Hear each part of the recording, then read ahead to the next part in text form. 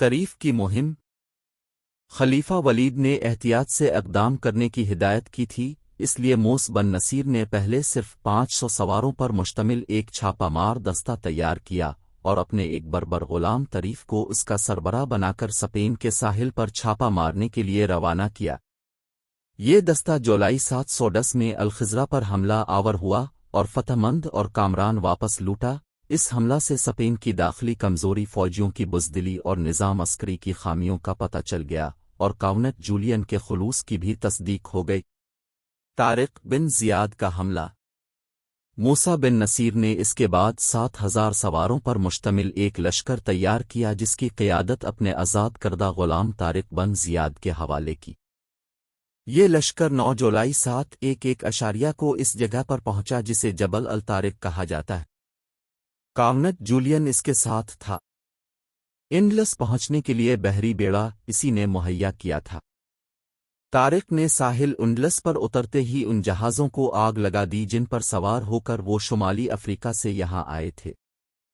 یہ گویا اس بات کا اعلان تھا کہ اب مرنا جینا اس سرزمین میں ہے اور واپس بھاگنے کی کوئی گنجائش نہیں۔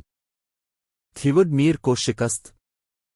طارق کا پہلا مقابلہ تھیوڈ میر والی مرسا کے ساتھ ہوا۔ تھیوڈ میر راڈرک کا تجربہ کار جرنل تھا، لیکن وہ شکست کھا کر اس بری طرح سے بدحواس ہوا کہ اس نے بادشاہ کے پاس پہنچ کر اطلاع دی۔ وہ یہ تھی: ہمارے ملک پر ایسے لوگوں نے حملہ کیا ہے جن کا وطن معلوم ہے نہ اصلیت کے کہاں سے آئے ہیں، زمین سے نکلے آسمان سے اترے۔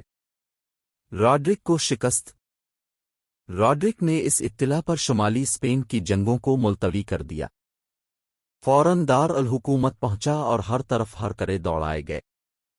جاگیرداروں اور عمرہ کو فوجیں لے کر پہنچنے کا پادریوں نے مذہبی جنگ کا آغاز کیا اور 1,00,000 لشکر اکٹھا ہو گیا۔ طارق کو ان سب تیاریوں کا علم ہوا۔ اس نے موسیٰ بن نصیر کے پاس ہر کرے بھیجے اور اس نے مزید 5000 فوج بھیج دی۔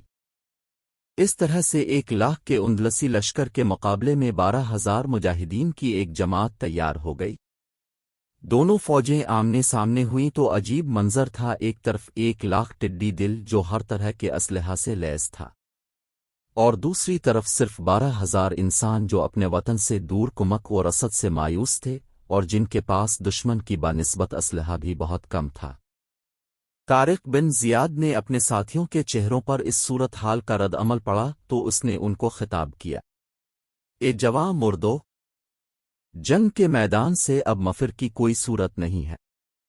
دشمن تمہارے سامنے ہے اور سمندر تمہارے پیچھے۔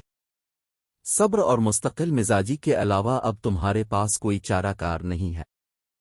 تمہارے دشمن کے پاس فوج بھی ہے اور اسلحہ جنگ بھی۔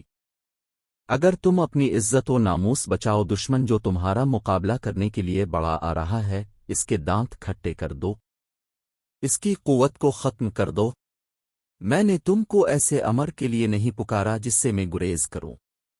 میں نے تم کو ایسی زمین پر لڑنے کے لیے آمادہ نہیں کیا جہاں میں خود لڑائی نہ کروں۔ اگر تم نے ذرا بھی ہمت سے کام لیا تو اس ملک کی دولت و حشمت تمہارے جوتوں کی خاک ہوگی۔ تم نے اگر یہاں کے شہ سواروں سے نپٹ لیا تو خدا کا دین، رسول اللہ کا حکم یہاں جاری و ساری ہو جائے گا۔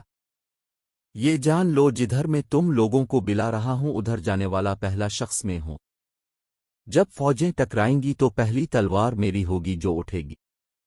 اگر میں مارا جاؤں تو تم لوگ عاقل و دانا ہو کر کسی دوسرے کا انتخاب کر لینا، مگر خدا کی راہ میں جان دینے سے منہ نہ موڑنا اور اس وقت تک دم نہ لینا جب تک یہ جزیرہ فتح نہ ہو جائے۔ کئی روز مسلسل راڈرک کا لشکر داد عیش دیتا رہا اور مومنین سر بسجود فتح و نصرت کی دعائیں مانگتے رہے۔ بالاخر طبل جنگ بجے اور فوجیں آمنے سامنے ہوئیں۔ 1 ہفتہ تک صبح سے شام تک جنگ ہوئی اور شام کو دونوں لشکر ایک دوسرے سے الگ ہو جاتے۔ اسلامی لشکر بہت بہادری سے لڑ رہا تھا، لیکن اپنے سے 8 گنا لشکر کو جسے تمام سہولتیں حاصل ہوں شکست دینا اتنا آسان نہ تھا۔ 8ویں روز طارق نے بھرپور حملہ کیا۔ سابق بادشاہ وٹزا کے رشتہ دار راڈرک کا ساتھ چھوڑ چکے تھے۔ راڈرک کی فوج کا دایاں و بایاں بازو انہی کے کمان میں تھا، قلب کی وہ خود کمان کر رہا تھا۔ طارق نے پورا زور قلب ہی پر لگا دیا اور عرب و بربر اس بہادری سے لڑے کہ مسیحی لشکر بھاگ کھڑا ہوا۔ خود راڈرک بھی میدان سے بھاگ نکلا اور کہا جاتا ہے کہ دریا عبور کرنے کی کوشش کرتا ہوا لہروں کی نظر ہو گیا۔